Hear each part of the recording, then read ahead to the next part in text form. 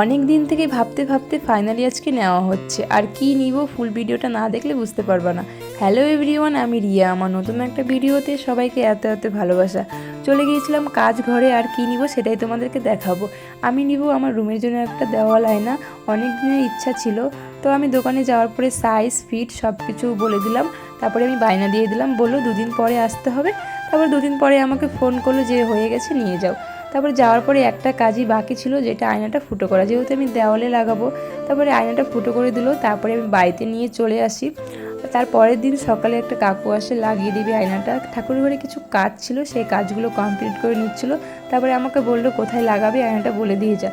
তারপরে আমি বলে দিলাম আয়নাটা কোথায় সেট হবে, বলে দিয়ে আমি ডিউটিতে চলে আসি। পরে ডিউটি থেকে বাড়ি ফিরে দেখি বেশ সুন্দরভাবে আয়নাটা সেট করে রেখেছে, আর আমার মা সুন্দর করে সাজিয়ে রেখেছে। আর কেমন হয়েছে অবশ্যই কমেন্ট করে তোমরা জানিও। আজকের ভিডিওটা এই অবধি, দেখা হচ্ছে নেক্সট কোনো ভিডিওতে। টাটা।